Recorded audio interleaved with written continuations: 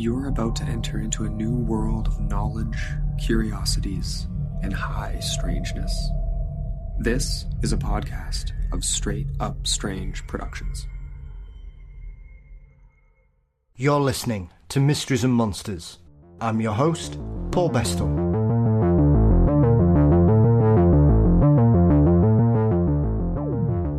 On today's show, I welcome back Australian researcher, author and all-round Fortean legend Tony Healy to cover a whole cavalcade of weird creatures from Australia.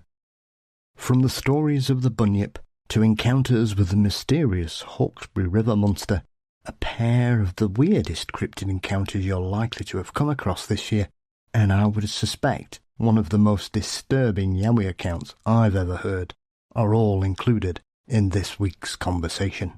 Thank you as always to Tony for his time and conversation. But before that, as always, don't forget you can support Mysteries and Monsters by signing up at patreon.com/Mysteries and Monsters. $4 a month gets you ad-free episodes, guaranteed early releases, bonus content, and more. Thank you to my latest patron, Amy, and to each and every one of you for your lovely support this year. As I've mentioned this month, all existing patrons and anybody new who signs up before New Year's Eve will be entered in a draw to win a pair of autographed copies of Luke Phillips's brilliant book, Rogue. You can also click the link in the show notes as always. Mysteries and Monsters is across all social media platforms. Please subscribe to the Mysteries and Monsters channel on YouTube. You can also find us at mysteriesandmonsters.com for merchandise and episodes. Our intro and outro music are created and performed by the incredible Weary Pines. Thank you as always to Dean Bestall for his wonderful artwork. The show is produced by Brennan Storr of the Ghost Story Guys, and Mysteries and Monsters is delighted to be a part of the Straight Up Strange network. So, a Christmas cryptid bonanza awaits you all, wherever you are. I hope you have a wonderful Christmas. Across the world, it seems every continent has tales of strange creatures living in the rivers, lakes and lochs of the land. From the more famous suspects from Nessie, Champ and Ogopogo, to the lesser-known creatures such as Diablo Bilena, the Grit and the Izuma, as well as Australia's Bunyip. Water monsters seem to be everywhere. To have a look at some of these marvellous accounts from Australia and beyond, it's a warm welcome back to our good friend, Tony Healy. Tony, welcome. Hey, g'day, Paul. Yeah, it's great to be back, mate. Great to talk to you again. It's always a pleasure speaking with you, sir. Thank you very much, as always. As we face up to varying weather phenomenon as we approach Christmas. Here, everybody's wearing their waterproofs and hiding as much as they can, and you guys have got your suntan lotion on. Yeah. Yes, our pith helmets and baggy shorts. Or is that too last century? If it works for you, Tony, it works for me, Mike. You've got to be comfortable wherever the weather. Yeah, mate.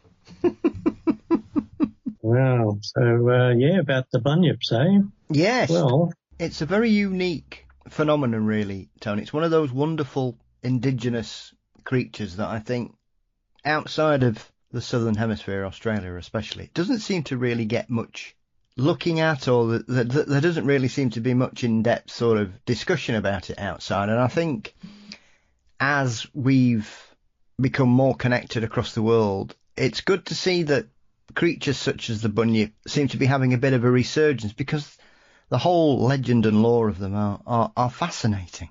Yes. It's certainly been a thing in Australia for a couple of hundred years. At times it was the prime topic of conversation among zoologists here. That was in the early colonial days through to about 1850 odd. Then it became a sort of a joke, and then people like myself and Paul Cropper got interested and dug up very rather convincing sounding sighting reports. Basically, for the benefit of your listeners, the water monster situation in Australia is not as seemingly straightforward as it seems to be in the Northern Hemisphere. You know, in the Northern Hemisphere lakes and rivers, you have the things that look, most of the time anyway, rather like plesiosaurs, or in the case of Lake Okanagan, sometimes they resemble gigantic eels. Yeah. But in Australia, we have had a relatively small number of plesiosaur-shaped critters reported over the century and a half or so that we Europeans have been here. But the first time there's another kind of bunyip that was also reported that appears to be basically two types. The first mention by Europeans of any kind of water monster was in the Sydney Gazette in 1812. That was about 24 years after the first British settlement here. And a journalist, James Ives, said that the Aborigines of the Sydney area lived in terror of, quote, a large black animal like a seal with a terrible voice, unquote. They called it Bunyip. And as the British colony expanded, more Bunyip stories were heard from Indigenous people, and the British began to collect various different Aboriginal names for the Bunyip. There was Pine Prati, Tumbata, Turudun, Patten Pie, various names like that. But Bunyip seemed to be the most widespread term from the Sydney area right down to the Melbourne area after the colony of Victoria was colonised. As the Europeans began to report the sightings, colonial officials gave the reports some credence, and some of them were quite enthusiastic about this idea. They said, well, why shouldn't Australia not have a large river-dwelling creature as in Africa and elsewhere? Yeah. So two of our most famous explorers, actually, Hamilton Hume and Captain William Hovell, they were very keen on the Bunyip story, and they thought, they've got to be there. All the Aborigines believe in them. And Governor Latrobe of the new colony of Victoria was also quite enthusiastic and interviewed several Aboriginal people and several British eyewitnesses because the colonists were starting to see these things. He came to believe that there were two different types of creature involved. One type seemed to be about the size of a calf or a cow, solitary, shaggy, and seal-like or dog-like with flippers. The other type seemed to be more Nessie-like or sea serpent-like with a bulky body, size of a cow or a bull, long swan-like neck, a small dog-like head, flippers or short legs, and possibly a tail. This is was a lot of people were pretty excited about it, and the reports did tend to taper off as the 19th century progressed, and our theory, our best idea is that that's the era when the rivers were all dammed and the weirs were created. So if these things, particularly the long-necked ones, if they were actually sea serpents or the things that people report in the sea, and perhaps if they came up the rivers every now and then once the weirs were built, they couldn't do that. A bit like salmons and eels then, Tony. Was that kind of a theory that they were creatures that could exist in fresh and salt water then? Yeah. That's our best bet. I mean, if we accept that these things were flesh and blood, then we think, well, they might have come up the rivers for some reason, and Aborigines said that they laid their eggs in hollows under the bank, tunnels under the river banks, but I don't know. When Paul Cropper and I started seriously researching the Bunyip tradition, for our first book, Out of the Shadows, we wrote a long chapter about bunyips in that. We began referring to type 1 as the seal dog bunyip, the thing about the size of a calf or a cow covered all over with hair. Yeah. And type 2 we simply called the long-necked bunyip. The seal dog bunyip was much more commonly reported. William Buckley, an escaped convict who lived with the Indigenous people for 32 years near the present site of Melbourne, he may have been the first non-Aboriginal to see a bunyip. He said later that the Aborigines so dreaded the creatures that they would not shelter in bunyip-infested waterholes, even during bushfires. They considered them supernatural creatures. He said, I could never see any part except the back, which appeared to be covered with dusky grey feathers. He said they were about the size of a large calf and sometimes bigger. He said they only appear when the weather is very calm and the water smooth. Well, that would ring a bell with Loch Ness Monster enthusiasts, I imagine.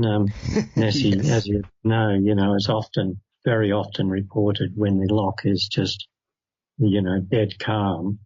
Same at Lake Okanagan and Lake Champlain. Yeah. So anyway, Buckley said that he attempted to spear bunyips on several occasions, but said that had he been observed doing so, his life would have been forfeit. His tribes would have killed him. Now, skeptics often said back in the colonial era and now that the Aborigines were simply seeing wayward seals that had gone up the river systems, and that the same applied to the European eyewitnesses. But the people, for instance, that Buckley had been living with for 30 years were very familiar with seals. They were very close to the coast. They used to hunt seals. And Indigenous people of the Sydney area were very familiar with seals. Yeah. The same, of course, applied to British settlers. I mean, God, what British settler doesn't know what a seal looks like? But anyway, so Buckley was evidently seeing seal dog, what we call the seal dog bunyips, and he was saying they looked like they were covered with feathers, but maybe, I think maybe they were covered with shaggy hair and it took it to be feathers, but in any case, it's a long time ago and far, far away. But the next person to report seeing bunyips was a highly respected colonial identity, Edward Smith Hall. Very nice bloke, very progressive for his era. And he owned a large property well inland in New South Wales beside Lake Bathurst near the present site of Goulburn.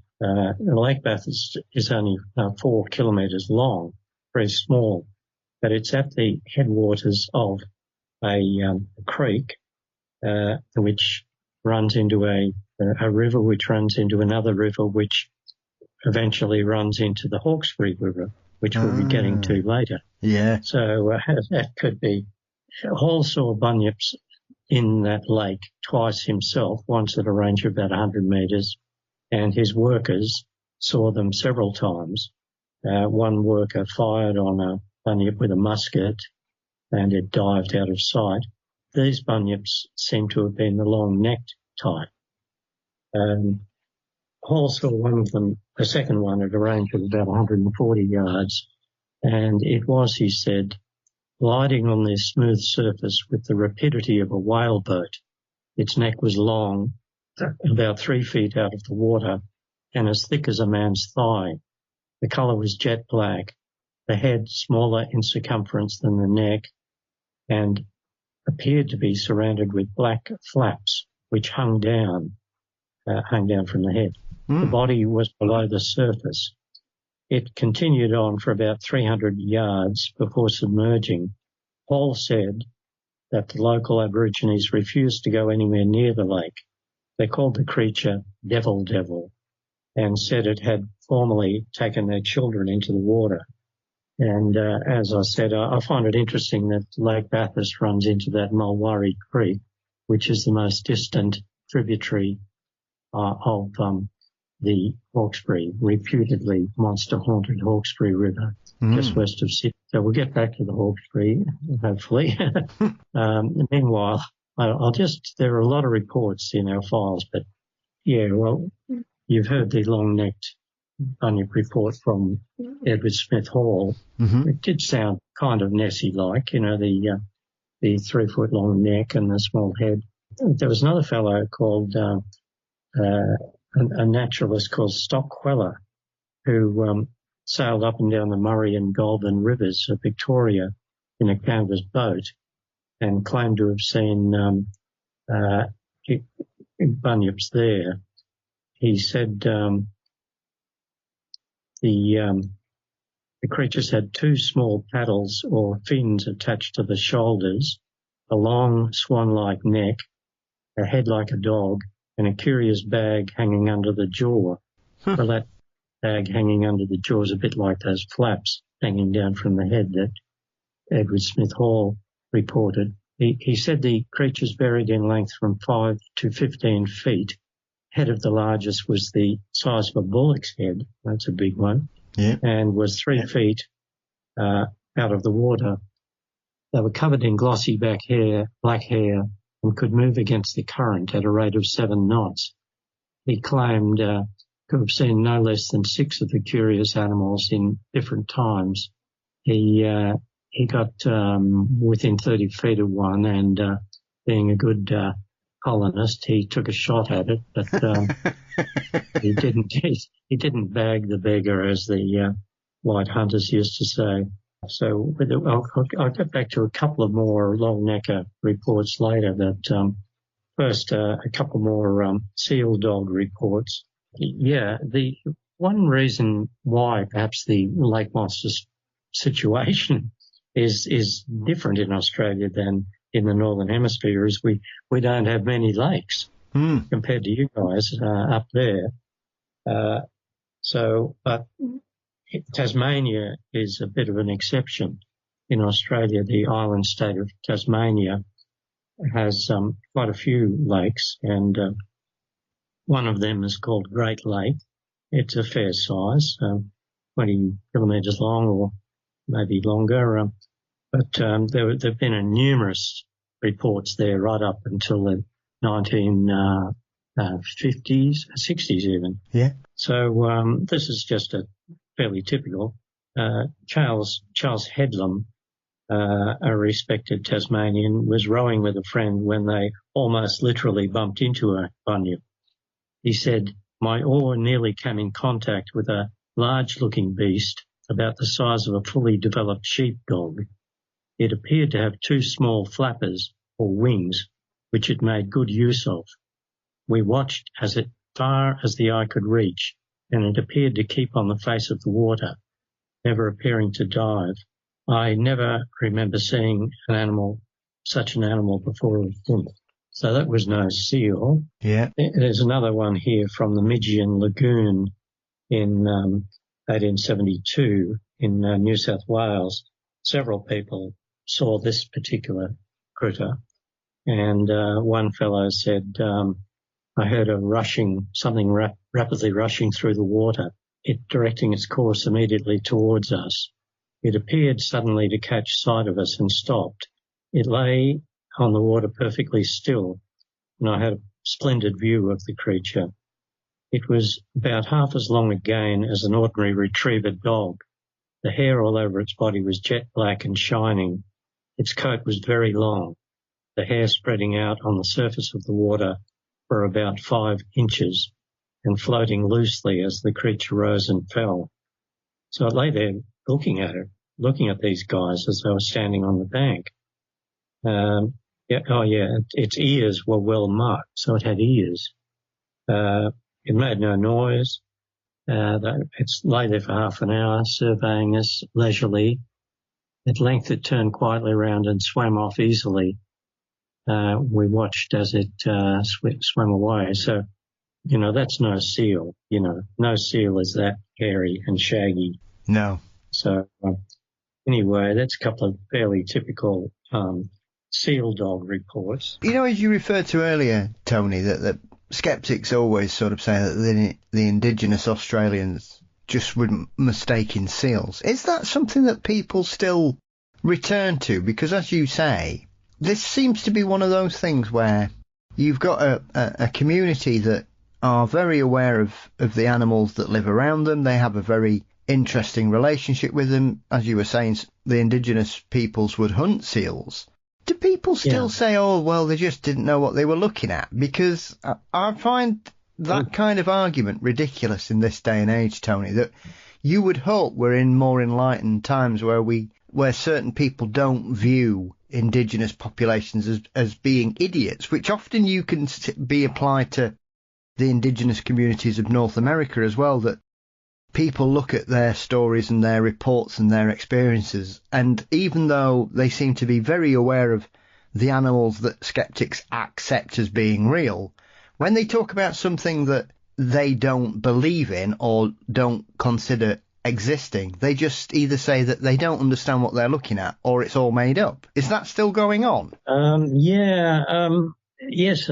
Just a couple of years ago, I showed our book Out of the Shadows to a geologist friend of mine, and he appeared to be interested, so he borrowed the book. And he's just a materialist, believes in scientism, and he just said they must have been seals. They must have been seals. End of story.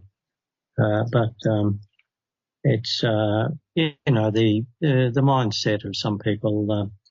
I didn't hold it against him. He's not a native-born Australian. He's from Central Europe, and I thought, oh well. I don't think he read the Bunyip chapter very thoroughly. But anyway, such is life. Yes. Well, I was talking about Tasmania has several large natural lakes, and all of them, I think, that I know of, have produced Bunyip reports in the 1800s through to the 1930s. And as I say, at Great Lake, the reports went on into the 1950s and even later. Many of the Tasmanian reports, I don't know whether you or your readers will ever be able to get a copy of them. There's a little booklet called The Tasmanian Bunyip, Alive and Well, ? By Harvey J. Taylor. And it must be about 50 pages. And that contains just about all of the Tasmanian Bunyip reports. Paul Cropper and I may have dug up a couple of extra ones. But there were the Bunyip sort of lived on down in Tasmania after it was more or less beginning to be turned into a bit of a chimera or a joke on the mainland. Yeah. Because after the sightings dwindled in the mid-19th century on the mainland, possibly because of the weirs and dams on the rivers, the authorities were a bit embarrassed, like, oh, nobody's come up with a Bunyip carcass, must be all myth. So they sort of said, oh, let's move on. That's only folklore. But in Tasmania, it carried on.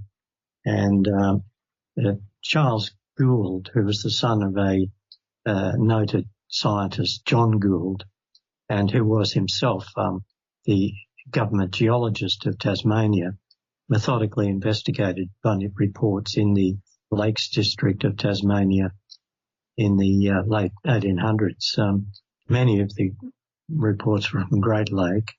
Other sort of well-known identities like James Wilson, the chief constable of the Lakes District, collected reports as well. Constable Wilson's son saw bunyips on a couple of occasions.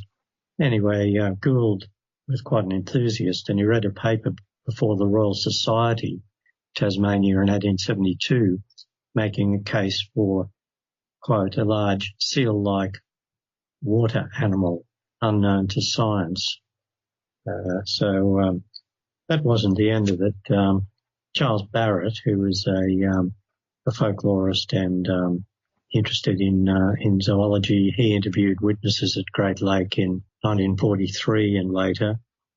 And as I said, the most recent report to which we have the names of the witnesses occurred in 1956, and that occurred at Bradham's Bay, Great Lake, January 1956. There were 3 anglers fishing when towards evening they heard a splash, and all 3 saw an animal about 20 feet away. That's pretty close, 7 metres, swimming at a fast rate of knots and leaving quite a wake on the calm water. These men, E.G. Searle, J. Turner and E. Gelston, had the animal under observation for at least 5 minutes when it dived twice and swam off. They described it as about 4 feet long, with a head resembling a dog, body covered in black hair, and quite agile in the water. Mr. Searle drew a rough sketch of the animal, and it is reproduced on the next page. His sketch isn't too bad, and it looks, dog-like, seal-like and dog-like both, and got ears. So that was 1956. And then this fellow, Harvey Taylor, says that some veteran fishermen say that the bunyips are still there in some of the mountain lakes. I had a bit of a look myself, hung around some of these lakes, all of them really, but of course I didn't see anything. Let me see what we got. Oh yeah, okay, still in Tasmania. Now we got a couple of long necker bunyip reports, but they're on the beach. So are they sea serpents come ashore, or are they bunyips? Yeah. As you know, long-necked sea serpent reports are a type of sea serpent. It's been reported for centuries, and in Australia we have had reports of them in estuaries and off the coast, and these 2 reports were within 120 kilometres of each other on the southwest coast of Tasmania, which is very, very uninhabited. Yeah. The first was in 1913, and that Bernard Hervelmann's collected it for his book In the Wake of Sea Serpents. You're probably familiar with this one, Paul. It's there were 2 government geologist prospectors with a government geology party. Let me see, Oscar Davies, foreman prospector, and Mr. W. Harris. The creature, they said, was 15 feet long, had a very small head, only about the size of the head of a kangaroo dog. It had a thick arched neck passing gradually into the barrel of the body. It had no definite tail and no fins. It was furred, the coat resembling that of a horse of chestnut colour, well groomed and shining. It had 4 distinct legs. It travelled by bounding, that is, by arching its back and gathering up its body so that the footprints of the forefeet were level with those of the hind feet. It made definite footprints. These showed circular impressions with a diameter of 9 inches and the marks of claws about 7 inches long. There was no evidence for or against webbing. The creature travelled very fast, a kangaroo dog following it hard in its course to the water, and in that distance gained about 30 feet. when first disturbed, the creature reared up and turned on its hind legs. In height, standing on 4 legs, it would have been from about 3'6" to 4 feet. And both men were quite familiar with seals and sea leopards, etc., etc. Yeah. So that was a good one. But then, just by chance, when I was in Tasmania a few years ago, 2013, a friend of mine put me in touch with a friend of his whose auntie had seen a similar creature near Port Davey, which is way down the extreme southwest corner of Tasmania. And in her day, like she and her husband were living at Port Davey, and they were the only permanent residents. There was just nobody else. But they had a little fishing boat. They'd go crayfishing and get the crows around the coast. But Wynne and Clyde Fenton, very nice couple, as they were at Bond Bay, Port Davey, one day in 1949 when their dog Rover began to bark furiously. A creature was on the beach. Wynne described it this way. It was like an upturned dinghy, and it made backwards straight for the water and submerged. It came up after a while without a ripple. The neck was at least 2 feet long. Its head was just like a dog, and it looked all around. Then it put its head back in the water without a ripple and moved along under the water. And we saw him come up again with the same procedure. It went across Bond Bay. It had a smooth, slaty grey skin, like a seal skin, and really short legs with claws on them. We went over to the moorings, and there it was again. Stuck its head out again, very slowly coming out of the water. Never saw it again. So that sounds pretty well like a smaller version of the one that the prospectors saw up the coast. Yeah. So always liked those couple of reports. Yeah. I mean, they clearly were in close proximity to it, Tony, because that's a very descriptive encounter. You find it... I mean, when you hear something like that, it's very, very hard to explain that away as somebody misidentifying a seal, because that doesn't sound like anything that we're aware of, does it? Exactly, yeah. And these people, I mean, they were on the water just every day of their lives, and they saw a million seals and the whales and the porpoises and everything else. But no, it was something remarkable, absolutely. And they as far as I know, I strongly doubt that they'd ever heard of that 1913 incident. Yeah. They may have, but I doubt it. I think if they had, Wynne would have mentioned it. She would have pointed out the similarities. But, anyway, this brings us around at long last to the Hawksbury River. As I said, that sighting, those sightings of the long necker Bunyip were at Lake Bathurst, which is way, way, way upriver from the Hawksbury, the tail end of one of the most distant tributaries. And other strange things have been seen down the river, the whole length of that river and all the tributaries down to the Hawksbury. But I didn't get around to visiting the Hawksbury until just recently, 2020 and 2021. There was another researcher, Rex Gilroy, who had been researching it and claiming that there were Loch Ness monster type breaches, plesiosaurs and everything else in the river. I don't know. He never documented anything properly.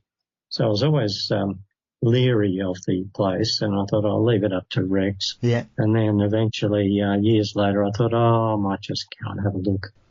And a friend of mine from my early days, Ian Clark, had been born and raised at the mouth of the Hawksbury, and he said that, in the 1960s, when he was a teenager, there were rumours of a monster in the river. And I thought, oh, well, that appears to be pre-Rex Gilroy. So I thought, maybe.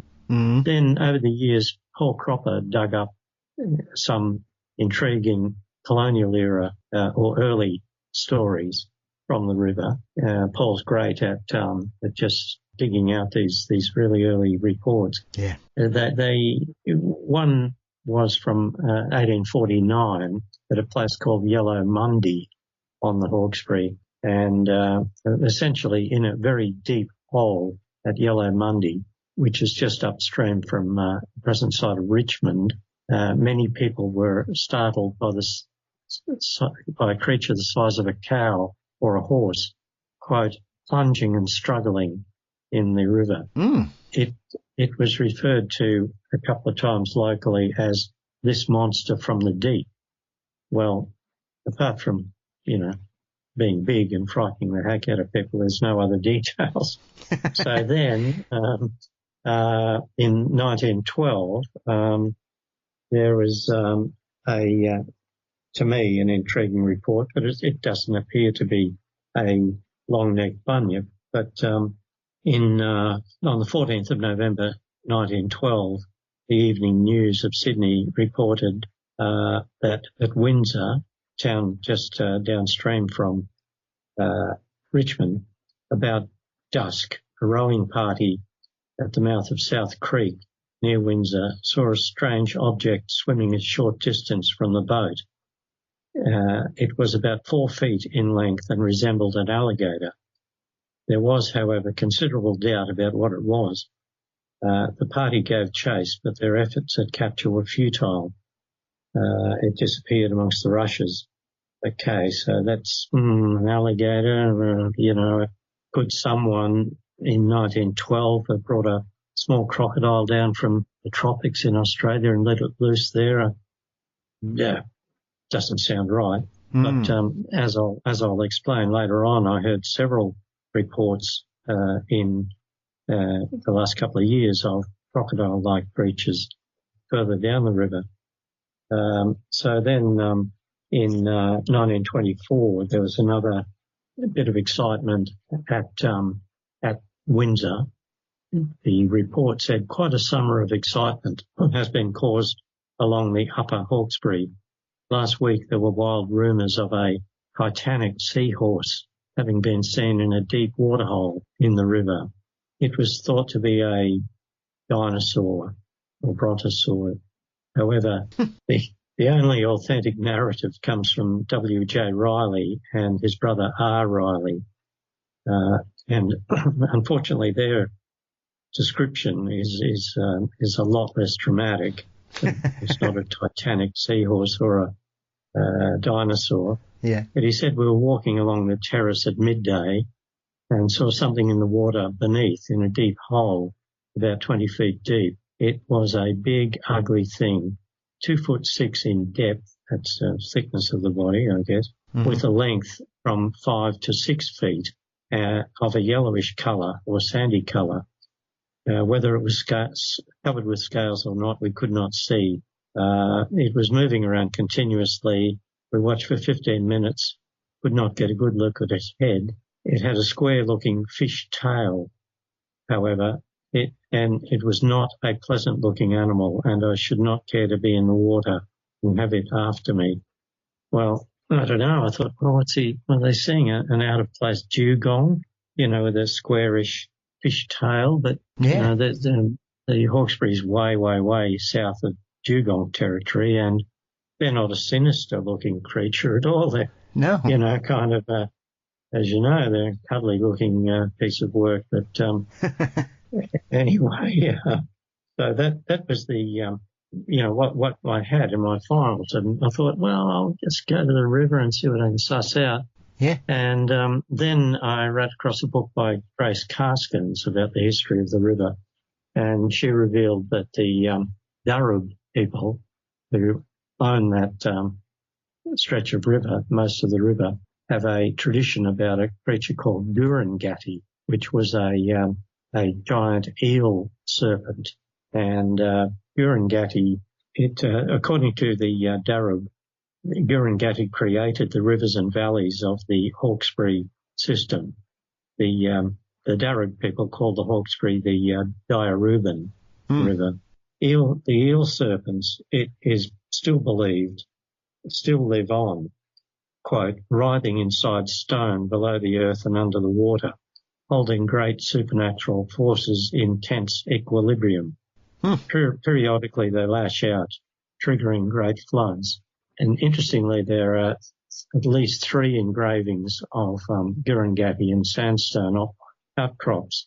The largest at Pattaya measures 11.2 metres, 30 odd feet from nose to tail. And it looks pretty much like a giant eel, really thick-bodied, but so it doesn't look like a plesiosaur. So on the strength of all that, I conducted 3 shortish expeditions to the river, and each expedition was interrupted by something. First off by COVID, first COVID outbreaks, and then by floods. There were 2 gigantic floods just about 2 years in a row, humongous floods. So Gurungati must have been a bit miffed at yes. these whiteys lurking around asking questions about him. So, in those 3 expeditions, which really, in all, I was at the river less than 20 days, not much more than, say, 2 weeks in total. So, but, what do I know about the Hawksbury? 2 to 3 weeks worth. But I corresponded with a lot of people afterwards. People phoned me with reports and so on and so forth. I did interview one guy who said he saw a thing, he said exactly like the depictions of the Loch Ness Monster. And then another lady contacted me with a similar report, contacted me by email. But anyway, while I was at the river, apart from those 2 Nessie-type reports, I heard a whole lot of a great variety of other very strange stories. And I found them all interesting, and I documented them as best I could. Yeah.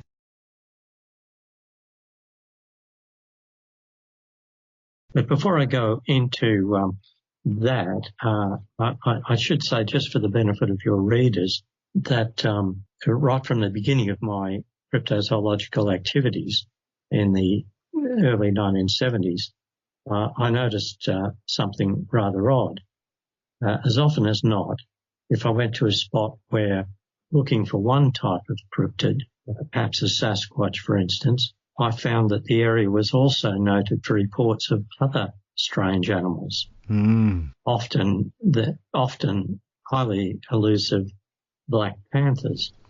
Anyway, several other researchers have noticed the same unlikely clustering of strange animal reports in Australia, North America, the UK, and elsewhere.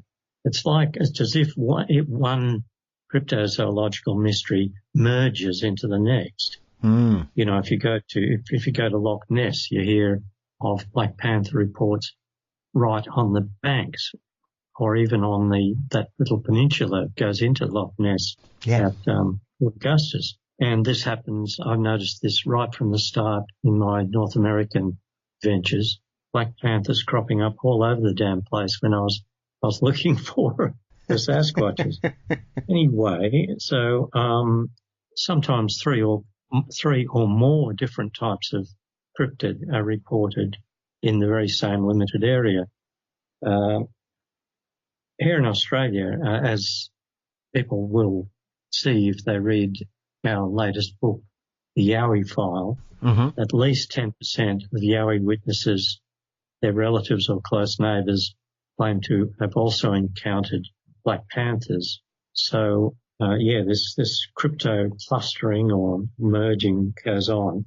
And, as you'll see, this seems to occur at the, Hawksbury, that crypto clustering phenomenon, certainly occurred there. In fact, I can't recall visiting any other location, that has produced such a wide variety of strange stories. Here's the different types of report I collected there. 1, monstrous eels. 2, crocodile-like animals. 3, creatures like the Loch Ness Monster. 4, huge but unidentified critters, fish-like or whale-like. 5, one report at a doozy of a giant shark, supergiant shark. Several Black Panther reports. 1 report of a cougar-like animal and cubs. A super weird, I hope we get time to get to this one, a super weird report of a strange stick-like, human-like, stick-like creature that resembled more than anything the Aboriginal cave art of creatures they call the Mimi, M-I-M-I. Yeah. And that witness was absolutely adamant that the critter was real, and he got a little upset when I just ran the idea of, well, could you possibly have had a waking dream? Or no, it was real. It was real. Anyway, then there's another one-off, which I call the creepy creature of Addie's Creek. That was weird. That was no doubt. That was a psychic experience, but a pretty weird, good one. And then there were the several Yowie reports also.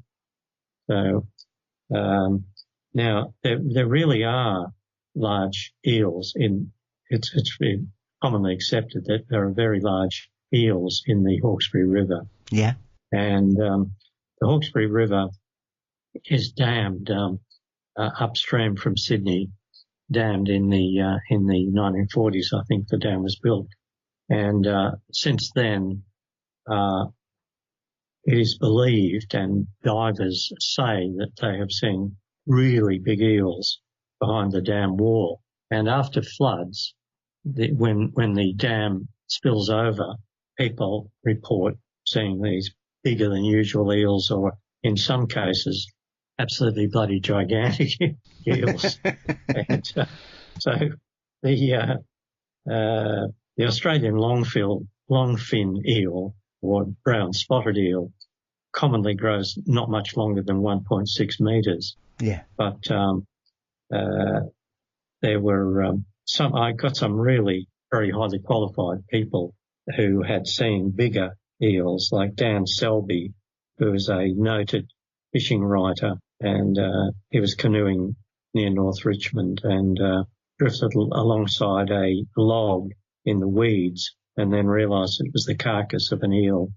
He said it was as long as his canoe, which was 3 metres. Wow. So, and it was 0.4 of a metre broad. He said it may have been a bit bloated, seeing it was dead, but it looked fresh enough. And he put forward that idea of, well, it probably came over the dam wall after being locked up behind the dam for, many eel lifetimes. Yeah. And Matt Brown, another very experienced fisherman and lifelong resident, once saw a brown spotted eel just under the surface,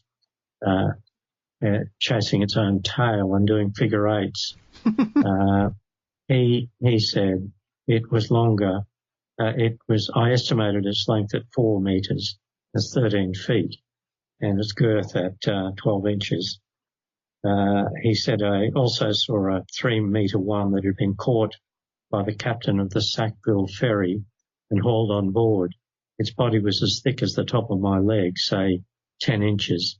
It had 2 waterfowl in its gut, 1 fresh and 1 decomposed, plus a flattened beer can. So at least, okay, so 4 metres, 13 feet. Okay, it's getting up there. But this guy, there's Gascoigne of Windsor. I forget how I got onto him, but he claimed to have hooked a much larger specimen at Richmond when he was just 12 years old. His brother worked for the water board and brother-in-law, and one afternoon they put a shark hook on a 100-pound line with a whole mullet as bait, left it overnight at the waterboard jetty in the hopes of catching a bull shark, because there are bull sharks right up the river. Next morning at 7 o'clock, they went out to check the line, found this massive eel, totally exhausted after struggling apparently all night.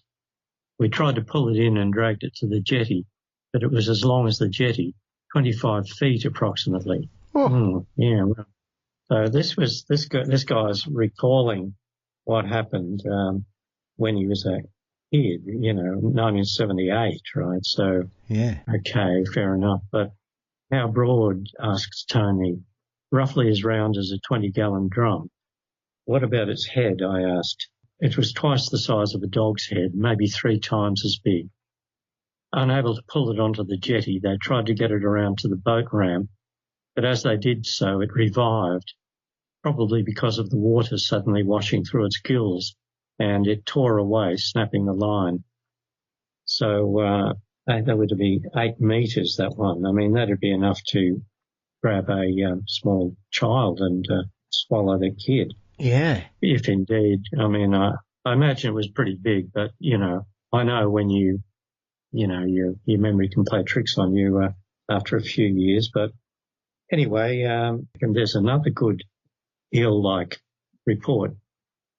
Guy got in touch with me after I got back from the river, and a guy called Robert Brentnell, and his father talked about seeing a giant eel in the Tonga Creek, or just off the Tonga Beach and the Tonga Creek that runs into the river. And then Robert Brentnell and a mate saw it, or similar one. We used to swim across this tidal creek, and one such day when I was about to jump into the water, I saw this dark thing with a huge mouth swim past. It was huge, I guess about 15 to 20 feet long, and it had a long pointy mouth with lots of very sharp teeth. It had a body that was like a ribbon shape, probably a couple of feet thick. Needless to say, I never went swimming there again. So that was in the mid-60s. He sounded like a very earnest guy. So the 1960s are a long time ago, but still in all. So that's the third, well, it's a giant eel story, and almost as big as the one that was supposedly hooked at Richmond. So So then there are recent crocodile-like creature reports. So there was the 1912 report of the 4-foot-long alligator upriver at Windsor. And then when I was down at the river, I talked to a guy. I don't know whether I can use his name, so I just called him A.M. He told me that in 1995 he saw a strange animal in Mooney Mooney Bay on Mooney Mooney Creek, just as it enters the river. I was 12 years old, he recalled, 5 p.m. on a summer's afternoon. It was 100 to 150 metres away. It was about 20 feet long and just above the water. It appeared to be similar to a crocodile. There were minimal waves and it was very stealthy. It moved about 20 metres from the shoreline, continued around the bay and stayed about 20 metres from the mangroves. As it came back, it swam through the middle of the bay and left the same way it came in. It was not being moved by the tide. So it was 1995. Then I talked to another guy who said that in 1999 or 2000, on 2 different mornings, just a week apart, this guy, Martin Shaw, watched a large, very strange-looking animal surfacing repeatedly near some boats that were moored in the actually in Mooney Creek, only 500 metres from the site of that previous guy's experience. Both incidents, both of Martin Shaw's incidents, occurred about 9 a.m. The critter was about 100 metres from the rock I was sitting on, overlooking the water. At first I thought it was a dark-coloured log. I owned a 7-metre boat at the time, and the critter was near a similar one. It was just a little bit shorter than the boat, so it could have been 5 to even 6 metres long. It surfaced repeatedly, loafing around, bent in the centre like a semi-trailer every now and then, bending slowly backward and forth. I saw it pretty clearly. No sign of dorsal fins. I estimate it was about 1 metre broad at either end. There was a boat, during the second time that he saw it, there was a Coast Guard boat practising sharp turns only 200 metres away, yet the creature didn't react. It didn't appear too worried. Okay, there was that. And then there was a report from Christian Mazzucchelli and his wife. They watched a similar creature in Cowan Creek in the year 2000. So that's 3 kind of crocodile-like reports. And then finally we get around to the Nessie-type reports. Well, the only person I've met who claims to have seen a plesiosaur-like creature in the Hawksbury is Stuart Lang, a punt operator at Wiseman's Ferry. So he works various shifts running the car ferry across Wiseman's Ferry on the Hawksbury. So he said it was around, it was September or October 2009 during the prawning season, about 2 o'clock in the morning. He was doing the night shift. I was cleaning up the ramp while we were over on the far side. I stood up and looked around and stepped up to a grassy knoll. The water was silvery, shimmering, dead calm. At the turn of the tide. A beautiful night. As I stepped onto the knoll, there to the right was this silhouette, a perfect silhouette of a picture of the Loch Ness Monster I'd seen as a kid. Now, of course, he's referring to the surgeon's photograph, which he didn't seem to realise had been discredited, but that doesn't worry me particularly because the surgeon's photograph depicts pretty well what an awful lot of people say they've seen at Loch Ness, Lake Okanagan, Lake Champlain and other lakes. So he said he saw what appeared to be the creature's head and neck, didn't see any of its body. The head was looking to his right. It was 50 metres away. Its head stood 1.5 metres out of the water, and this tapering neck silhouette, the head was rounded at the top with a rounded protrusion to the right, like the profile of it. It was pure black. The moon was behind it and the water was silver, so it stood out like a shag on a rock. I'm staring at it, my mind's racing, like what can make such a silhouette? It lasted for a good couple of minutes. Time seemed to drag and it didn't move an inch. It couldn't have been debris caught on the bottom. The water's very deep in the corner where I saw it. It's got to be 16 metres deep there. I was perplexed. I couldn't think of anything it could have been. So I thought, damn this, I'll go down and go out the end of the ferry to get another angle on it. Yeah. But by the time I got there, of course it was gone. No disturbance, no nothing, no explanation. I'd heard no stories about the river monster. But then someone mentioned the river monster a while later, and a couple of years later, and he said, oh, yeah, and so it must have been it. And after that, I talked to a few people. One of the prawn trawler blokes described the S-shaped humps and neck of the creature with his hand, but when Stuart expressed great interest, the guy suddenly clammed up, wouldn't say anything else. And he said a couple of years later, I was talking to an old couple at a wedding. And the man related the story about how him and a couple of mates had seen the humped body plus long neck and head. They called it the cat-eye monster. There's a location called Cat-Eye up the river.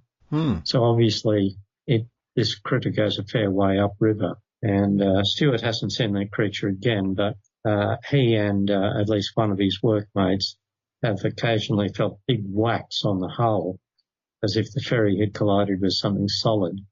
But when you check, there's nothing there. So that was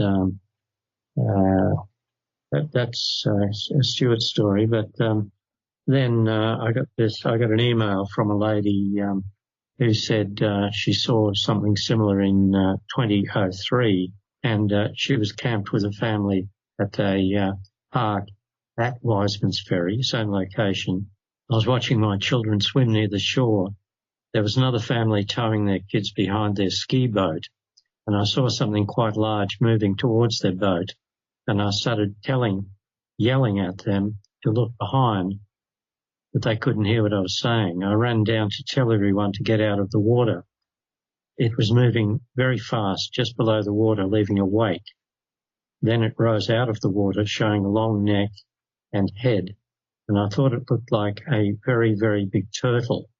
So there's the hump back and the head and neck. Yeah. The night before that, we could hear something large moving in the long rushes not far from us. And she concludes by saying it looked just like the drawing in your article. I'd put an article in the local newspaper with one of the sketches of the Loch Ness Monster, head and neck.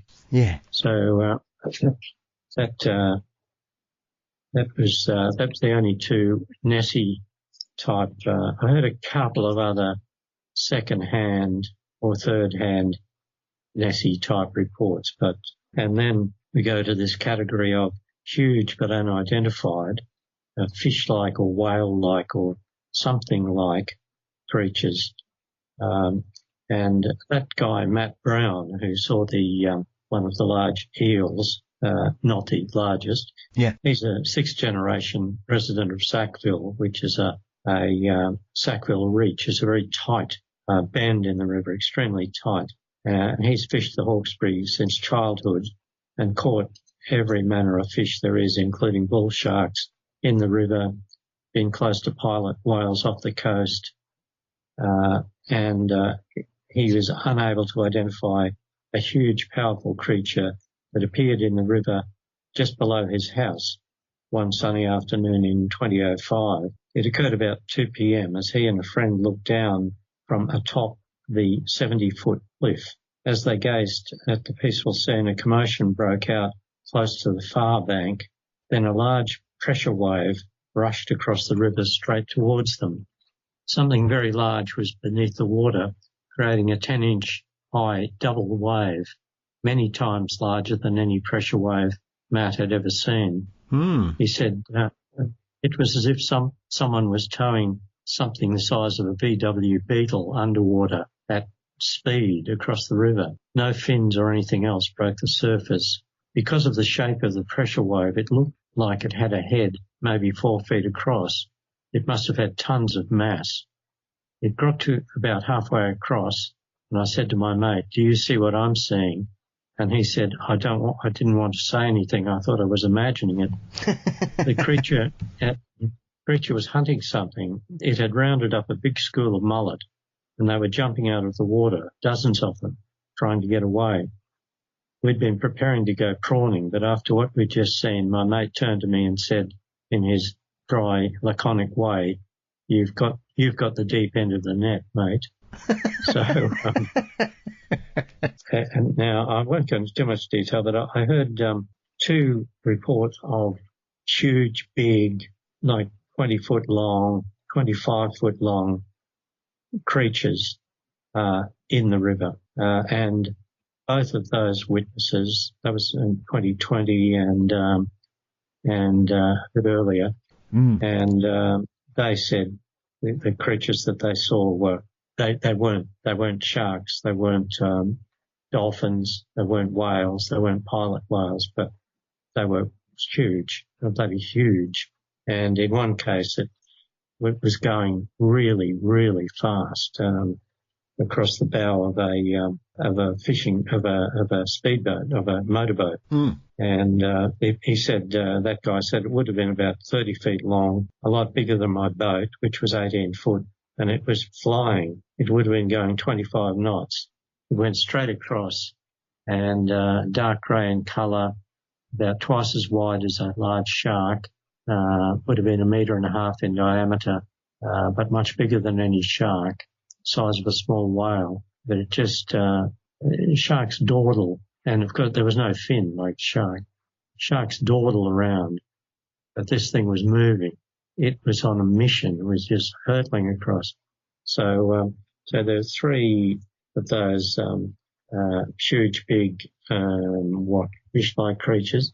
But to me, the most interesting thing about the first one that was chasing the mullet is that, as I said, it occurred at Sackville Reef, at the base of a big 70-foot cliff there. Yeah. And after my expeditions, I got another book by Grace Karskens about the Hawksbury, and she discussed another Aboriginal belief that at the living in that cliff at Sackville Reach, there is another legendary creature, this time a large, they call it the giant fish. Now I've kind of lost my note here, and that's it.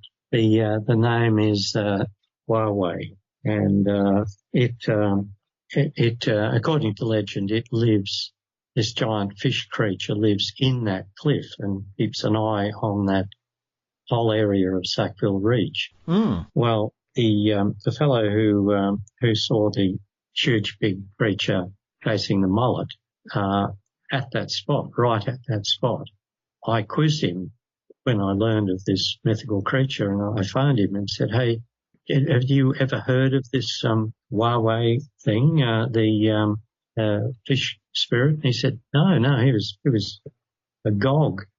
And he said, "Well, that's really something." So, did he see a mythical fish spirit or not? But the Aborigines certainly believe it, and it's right there. It's right. It's that same. I mean, that guy Matt, his house, his property is up on top of that cliff, and the face of the cliff, when you look at it from the other side, looks like a heavy-browed sort of it looks like a face-like form with maybe very heavy-browed eyes looking down the river. Yeah, well, there you go. So I don't know, but Yowie, the giant fish spirit, Yowie. That's what they call it. Wow. So anyway, here's mate. So some weird stuff here. So we're not even on to the little stick man yet. Look, I won't go into the Yowies. There's a couple of Yowie, but you know what Yowie reports are like. I won't go into them. But this giant shark story, again, this really, to me, it's got to be a psychic experience of some kind. Yeah. And the eyewitness, 61-year-old guy who I'll call Jay, he kept saying, "Look, I know it couldn't have happened. But it did." Yeah. And I said, "You can tell me, mate. I'm prepared to believe anything." So he said, "Well, look, it happened, but and so this is a story. It occurred in 1981 when he was 22 years old. He just wanted to know if I'd have heard of any similar reports, He was mystified. He and a couple of mates had hired a 33-foot boat for a day's fishing from a jetty in Patonga Creek. Now, you may remember that Robert Brentnell saw the giant eel-like thing with the great big teeth swimming in that same creek. Yeah. In the 1960s. So this guy, 61-year-old Jay, okay, so he and his mate hire this 33-foot boat. Jay was at the wheel as they set out. His mates were below stashing their gear. He'd barely left the jetty when it happened. A gigantic shark burst out of the water off their bow about 30 metres away. It looked like a white pointer, he said, which is a great white shark, but much bigger. About a third of it came out of the water. There was blood streaming out of its mouth, and it made a noise like it was in pain, not a happy noise. It was bizarre. Well, you can say that again. The creature, I mean, what creature? He knows, he knows that sharks don't vocalise, Yeah. And, anyway, it was visible for mere seconds as it lurched up and then submerged. But Jay had the distinct impression that its head was all of 10 to 15 feet wide. Wow. This is totally unfeasibly huge, and he knows that. Extrapolating from that and from the length of the body that was visible, he thinks the whole creature must have been 35 to 40 feet long, longer than the boat he was in. Terrified that it would turn on the boat and tear it apart, he gunned the engine and accelerated away, calling out to his mates below. The shark, as far as he could see, didn't re-emerge. He's well aware of how crazy his story sounds, what with the blood and the distressed vocalization, and accepts that most people would find it incredible. He can't understand either how such a massive creature could have been in Patonga Creek in the first place. The creek, he points out, is quite shallow, only about 10 metres deep. Skeptics might suggest that as the event occurred early in the morning, the apparent sighting was actually a hypnopompic experience, a waking dream. But he said, well, yeah, but he didn't think so. Must have been the granddaddy of all nightmares. Yes. He's interested in big shark reports, and he's heard of a couple, not that big. But I suggested he look at Malcolm Smith's book, his excellent book, Bunyips and Bigfoots. Yes. In which there are a couple of really good giant shark stories. The fishermen at Port Stephens in New South Wales were terrorised by a giant shark in 1918 and wouldn't put their boats out in the sea there for a while until the bloody thing went away. Yeah. And then there was another one of one that was about 45 feet long up off Townsville in 1894. So anyway, so now there were several Black Panther reports too, but I won't go into detail there, except to say, well, I wasn't at all surprised when people started telling me about Black Panther reports on the banks of the river. Yeah. Because that's what happens. Yeah. That's what happens at Loch Ness, Lake Okanagan, and the Klamath River in Northern California. It's got the lake monster, the monster in the river. Yeah. Bigfoot on the banks and Black Panthers in the same neighbourhood. So I won't go into details about Black Panthers. And then there was one story of a woman saw a sandy-coloured big cat and cubs. This is a couple of real weird reports here. I mentioned the stick-like creature. Yeah. The mimi-like creature. So there's a river that McDonald River runs into the Hawksbury just downstream from Wiseman's Ferry, where the Nessie-type creatures were reported. Mm-hmm. A couple of people put me on to a guy called Max Avery, who is a stonemason, 39 years old. He lives in a cabin on a property just next to the McDonald River, and about 150 metres uphill from his cabin on a steep, rocky terrain, there's a fine, dry-floored cave about 10 metres wide and 5 to 6 metres deep. No obvious signs of Aboriginal occupation, but a little bit of blackness on the ceiling, so there were probably people living in there from time to time. So Max used to climb up to the cave on various occasions and spent many hours cleaning it out. He was thinking of using it as a kind of retreat. Yeah. And he began landscaping the ground outside the entrance. So he's starting to change the landscape in little ways. So he was cutting into a nearby rock, probably with one of those noisy petrol-driven rock-cutting saws. Yeah. He was trying to construct a composting toilet, presumably a very noisy process. Yes. It was around that time, at 11 a.m. on a bright, sunny, beautiful day, that he saw the creature. About 50 metres from the cove is a plateau where I was setting up a garden and stuff. You have to walk through a crack between two big rocks to get there. I was walking as quietly as I could. I slipped between the rocks with some buckets in my hands. 10 metres in front of me there was a rock face, maybe 3 metres tall, with a vertical crack in it. A couple of feet wide at the bottom, the cleft narrowed as it extended into the rock face until about an arm's length in, it was only about an inch or so wide. It also narrowed as it ran vertically up the little cliff. And so he set his buckets down and straightened up, and then saw a black stick creature about a metre tall.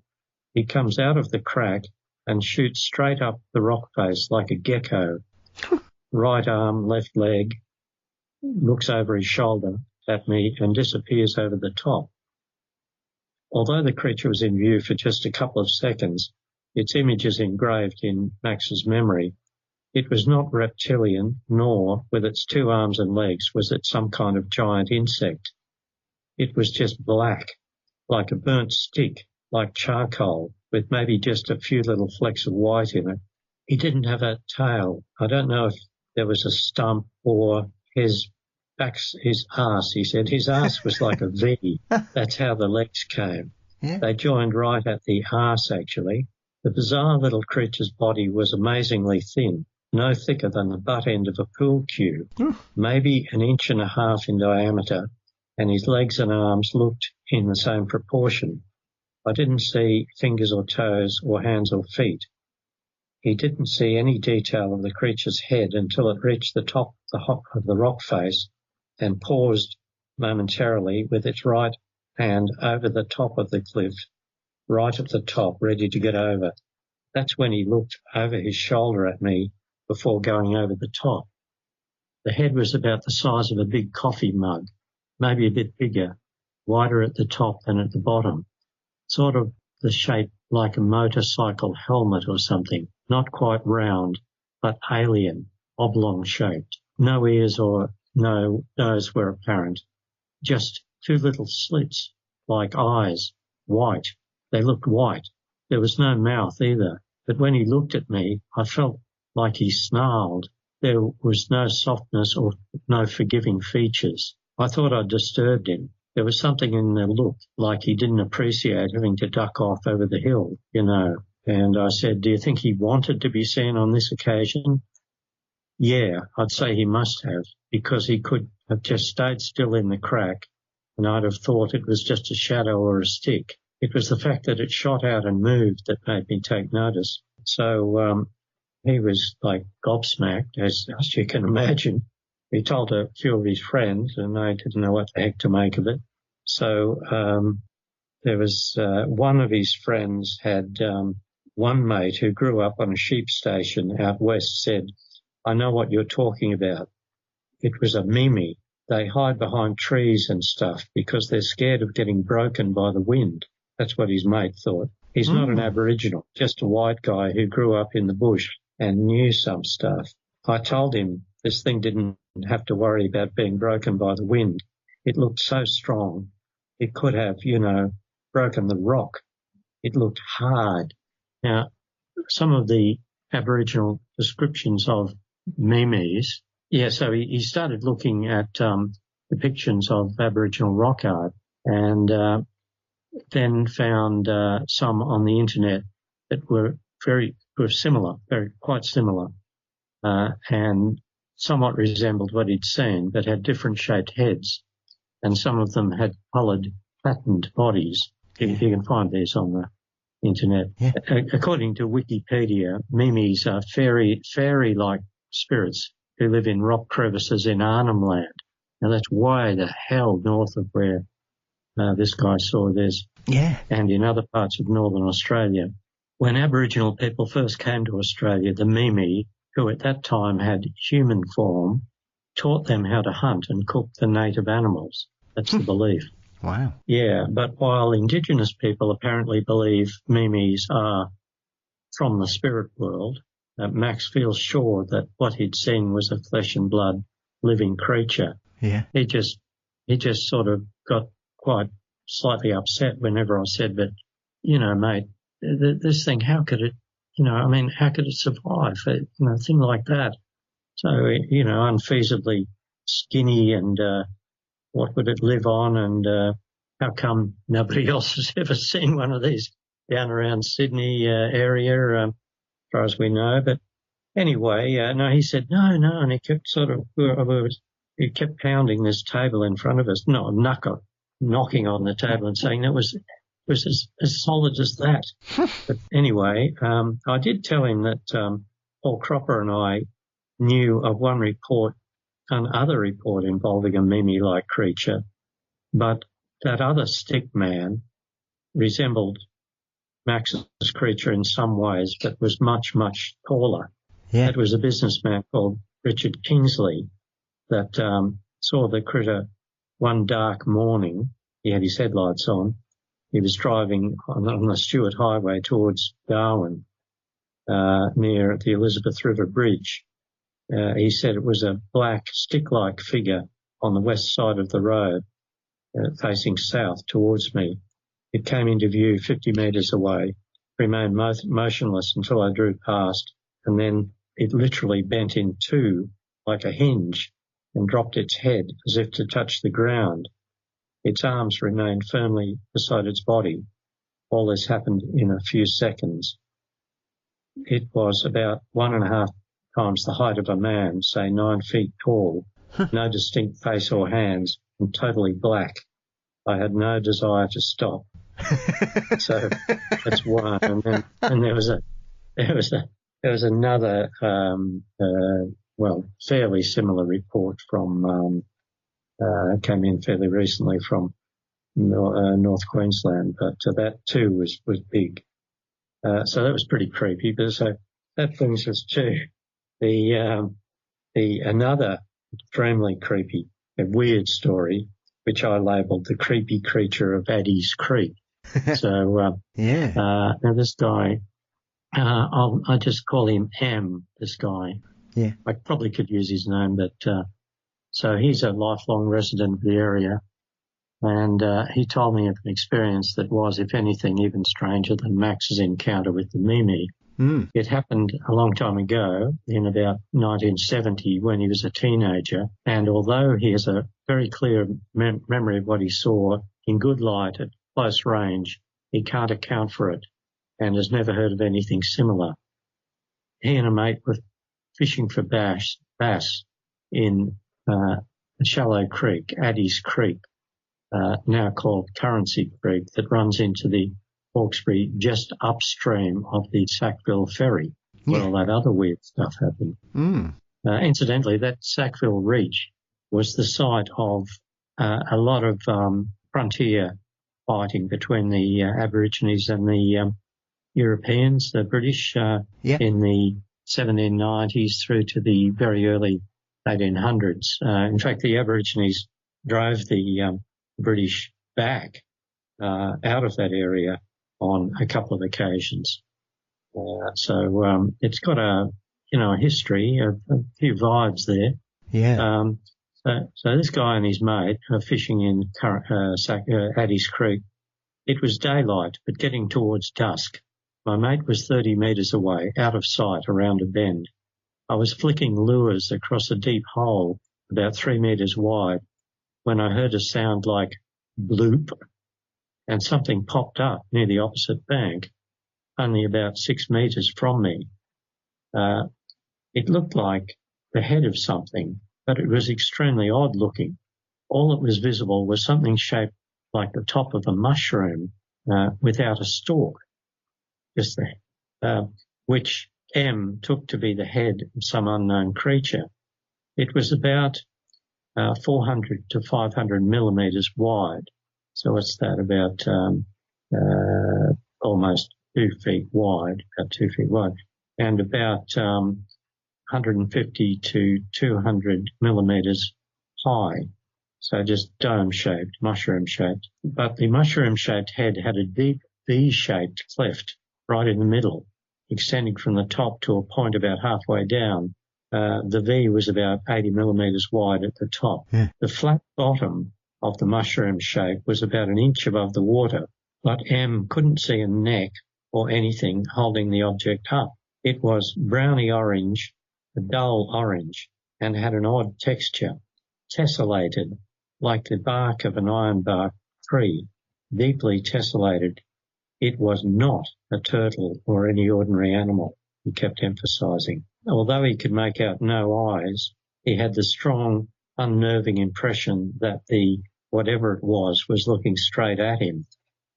M, very familiar with the environment, and he says not prone to panic, was nevertheless immediately overcome with a feeling of dread. The hair on the back of my neck stood up. I just froze and looked at it for 2 or 3 minutes until, bloop, it went down again. And then it was if I'd returned to normal, and I spun on my heels and ran up the bank. I was afraid it was going to attack me. When I told my mate what I'd seen, he just laughed at me. So I didn't talk about it again for a long while. And he said to me, look, I'm 70 odd years old now, and, I might as well just tell people what happened, Yes. It's the truth. And, so he seemed very earnest. So that was it. As I said, there were, Yowie reports, et cetera, and that was about it. But, I don't know whether I'll get back to the Hawksbury in a hurry. I'm getting so old now, and I've got commitments here at home with an ill relative. So I might. I'd like to get back there. As I said, I was only there for less than a total of 3 weeks. Yeah. And I heard all this stuff. Yeah. It's I bet there's a lot more. It's like the river's haunted, There's the Murrumbidgee River near Canberra here is also riddled with strange reports. Perhaps not quite that variety of reports, but Bunyip, Black Panther, Yowie reports up the river, and that's your lot here. I hope you can make some sense out of all that. I suppose, Tony, in your experience, because yourself and Paul, you've spoken to people that have experienced very strange things. The two creatures you've just been discussing there and the witnesses, do you often meet people who are so earnest and forceful in the fact that they need people to believe them? Because, as you say, the Mimi, that just sounds like nothing you can think of that this guy could mistake it. It doesn't sound like anything. And I know, like you say, this is one of those explanations that gets put forward about hypnagogic hallucinations. But I've met some pretty strange people over the years, Tony.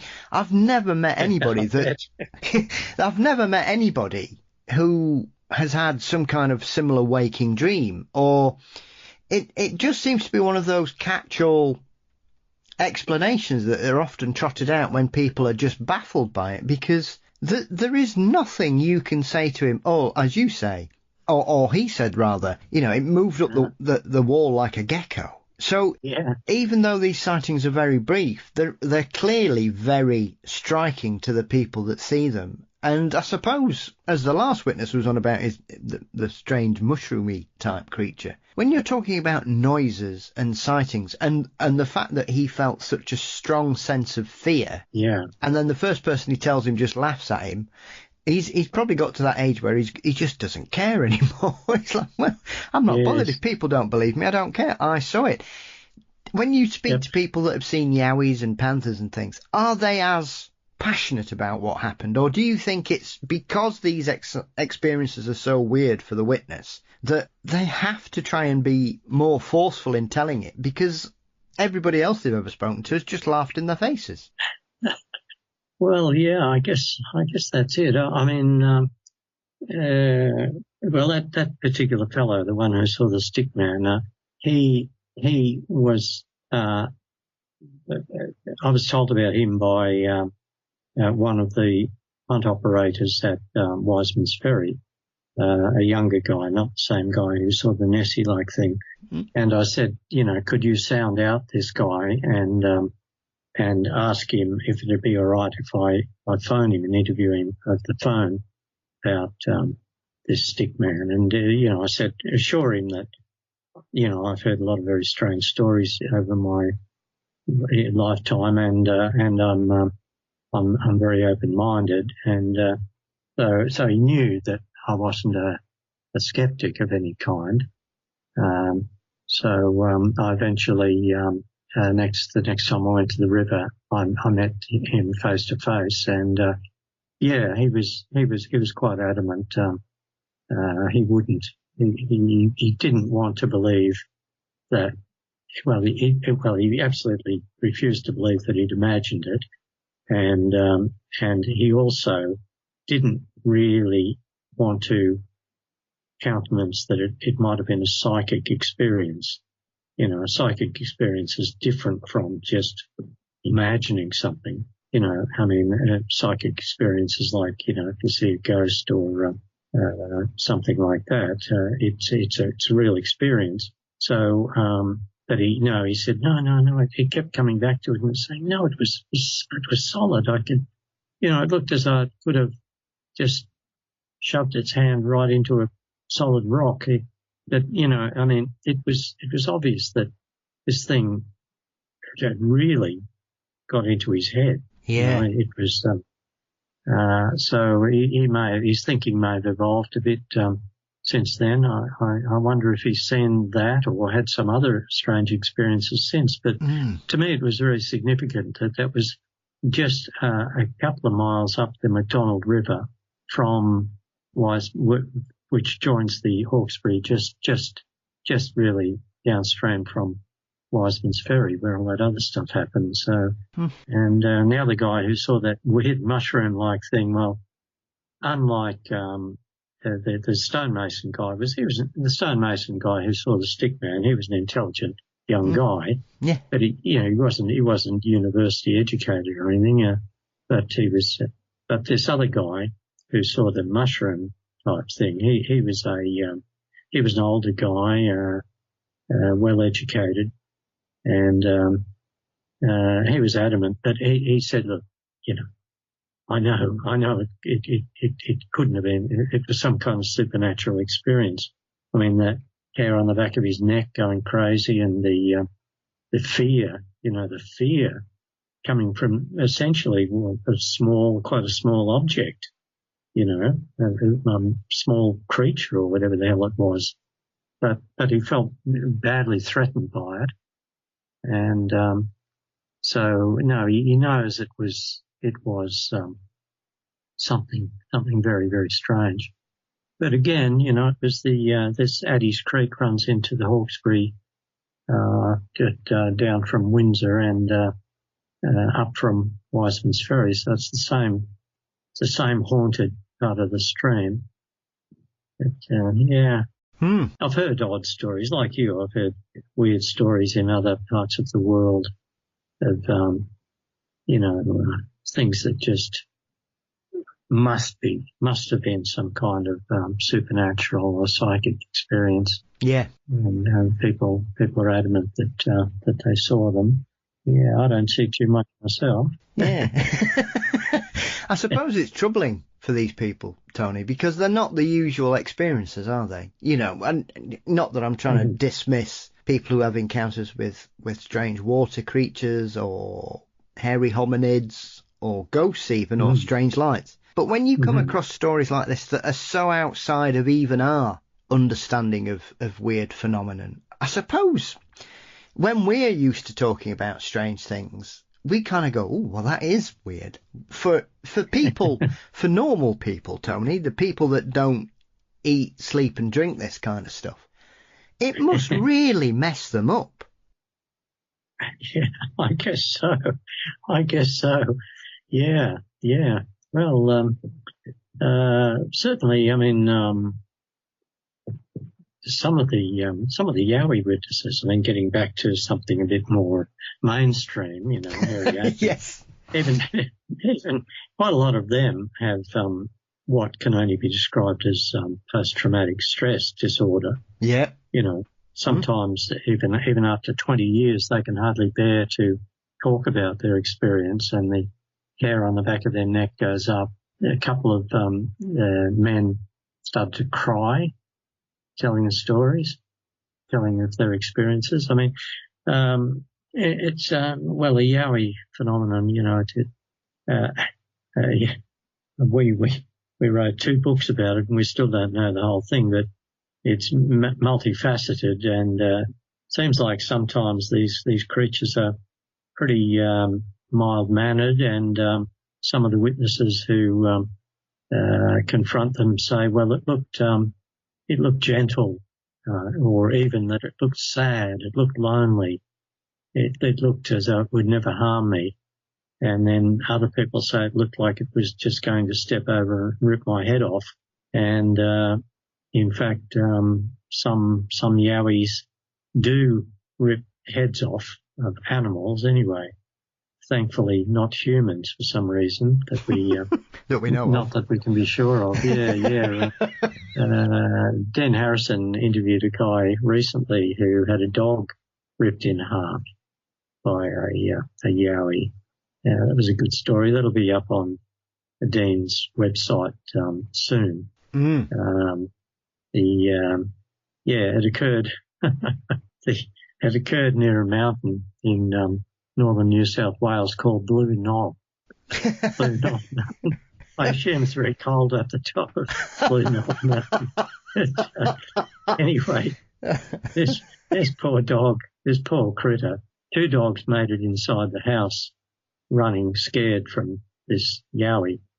The other one made the mistake of going under the house, and this guy and his mate heard crashing and screaming and banging under the house. Went down, got torches and went down and saw the head of this dog visible at the bottom of the stairs. Went down and found that it was just the front end of the dog that had been torn completely in half. The back half was still attached to the front by a bit of hide, and the poor bloody animal was still alive. Only just. So they put it out of its misery, and then they stayed there that night. It was a house he was looking at to buy this property, but he said no, I'm not going to. No, thank you. The previous residents said that they'd left because this Yowie had come down and menaced their dogs all the time. So anyway, so some of the Yowies are not very nice. I think if I ran into one of the mean ones, I might have PTSD, but I'd prefer to see a small to medium-sized Yowie, one of the mild-mannered ones, at a nice, safe distance in broad daylight. That'd do me. I mean, when you come across an experience like that, Tony, and I'm sure Dean's spoken to several people who've had as other troubling encounters as that one. When you've got a physical reaction from something other than a human, and you end up with a horrific death of a beloved pet, I don't understand how anybody can say that didn't happen, they've hallucinated, there's no such thing as this. Because, with the greatest of respect, there is no predator in Australia that can do that to a dog at all. No, that's not right. halfway up a mountain. Fair enough. If a dog's swimming across a creek, Tony, Croc's going to take it.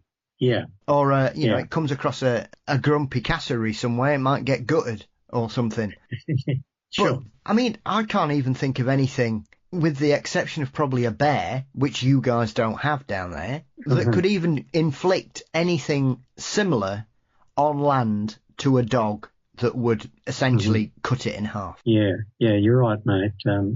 And considering that the previous residents of that house had seen the Yowie, and these guys heard the Yowie under the house screaming and growling, and the dog screaming, and the thing was thumping on the house was up on stumps at one end because it was a hilly area, and this thing was, I don't know whether it was smashing the underside of the floor of the house with the dog or with its fist or what. But anyway, that's happened a few times.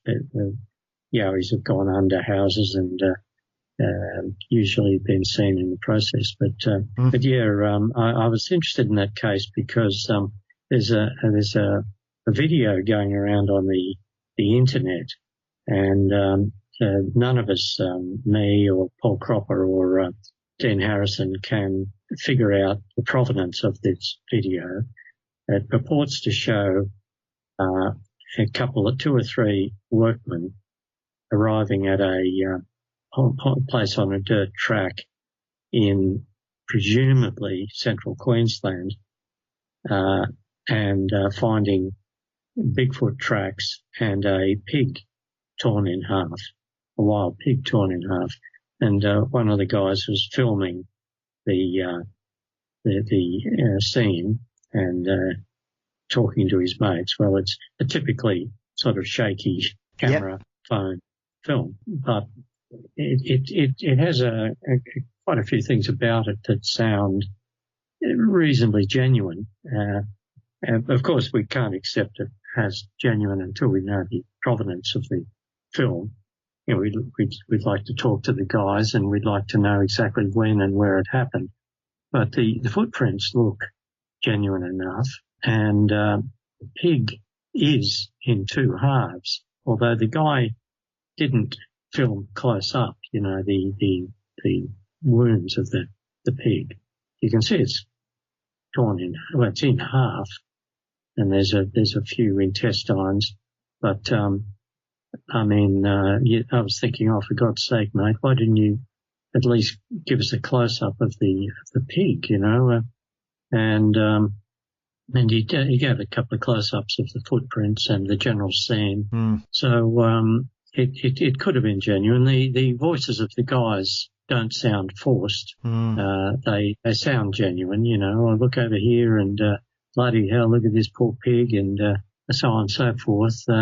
So there are a few other things about it that sound genuine. So that's why I was casting around in our files and elsewhere for cases of pigs, animals torn in half. We've got several reports of Yowies seen carrying the bodies of dead pigs and kangaroos and dingoes and other animals. And there's actually one of the Yowie cases at the Hawksbury, just off the river in the national park there. A young guy found the back half of a dog, and on one day, and he thought, that's strange, the back half of a dog. Where's the rest? This is on a dirt track. And so he goes back the next day. It was an area where he used to ride on his mountain bike, and the back half of the dog's gone. He thought, where did that go? And then he carried on up the track, and then he saw the Yowie. This Yowie just faced him. It just kept walking on the side of the track back in the trees and looking at him, and then he'd try to outpace it, and it'd disappear, and then it'd turn up, either that one or another Yowie on the other side of the track. Freaked him out. So that was one of the Hawksbury Yowie reports involving a half a dog. So there are others of animals getting their heads ripped right off and so on. But anyway, I was saying to Paul Cropper, it's just as well Yowies don't get serious and start ripping heads off humans, because we wouldn't have much in the way of defence against them. But then, you know, when I rave on about the paranormal. There is this merging of the Yowie, the Black Panther, the lake monsters, and UFO and ghost phenomena. All those phenomena, one phenomena merges into another. They're, to the extent where if you get a poltergeist case, you'll often get floating lights, min lights seen in the area, and we have one poltergeist case where that also involves a Yowie barging into the farmhouse at the same time as the poltergeist events. That was 1946 out at Wilcannia. Yeah. And I suppose one last thing, Tony, before I let you go, my friend, is obviously the min lights. Do you get reports of, as we've just been talking, these sort of window areas, these liminal spaces where there's a variety of phenomenon? Do people see Yowies and panthers and strange things where the min lights are, or vice versa? Is the min light seen in Yowie hotspots? Yes. Not all the time, but often enough that someone like me takes notice. Yeah, there's an excellent report in our new book, the Yowie file, about a party of stockmen who saw a smallish Yowie out south of Broken Hill, way out in cattle country, and that area is also, well, it's regarded almost as the home, the epicentre of min light activity in Australia. The town of Bunyip is not far away, and that's but that particular Yowie killed a dog, but get this, it frightened it to death.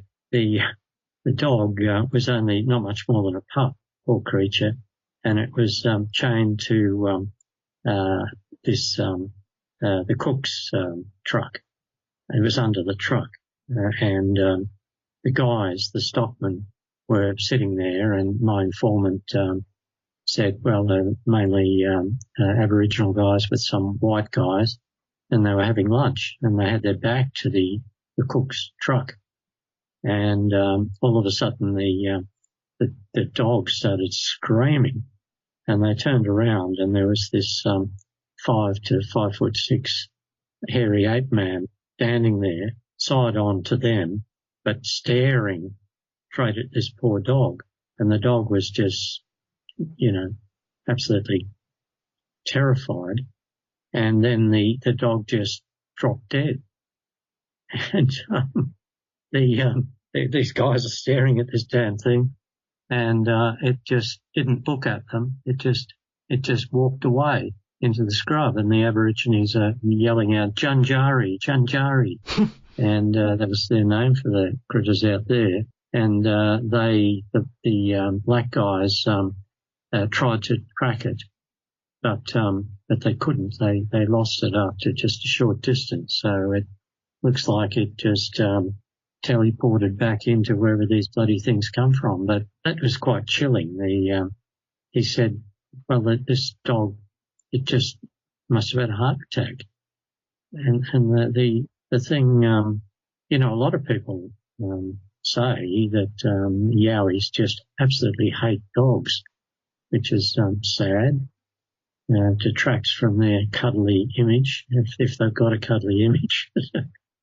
So anyway, that was out in mid country, yeah. And even in the USA, at Bluff Creek, by a remarkable coincidence, I caught up with Bobo Fay and Cliff Barrickman, who were Bigfoot guys. You probably talked to them or you heard of them.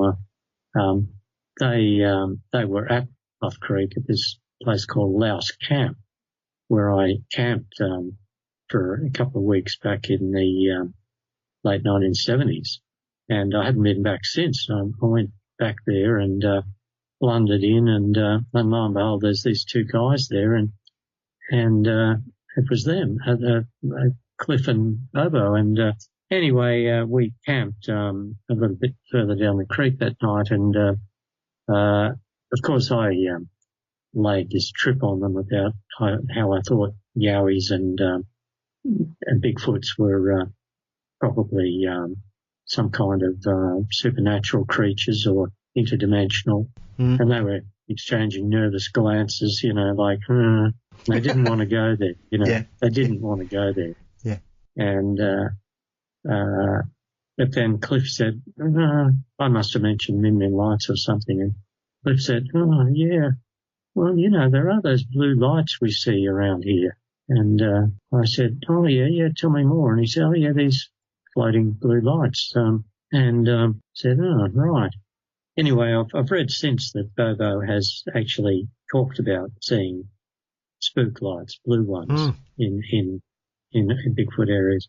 And I heard similar story in New Zealand, strangely enough, at the foothills of a mountain range where the Maori say that the Mero, the hairy ape-man giants of legend, Yes. The Maoris said that the Mero lived in these mountains, and in the foothills below, I interviewed a young guy and his mate who had been scared away, frightened out of the area by a hairy ape man, well, great big hairy creature. They didn't know what the hell it was. They said it looked like, I think, all shaggy, and bipedal and totally covered with hair, but it approached them and they just took one look at it and buzzed off. But anyway, I said, so this was night, was it? And he said, yeah, we had torches,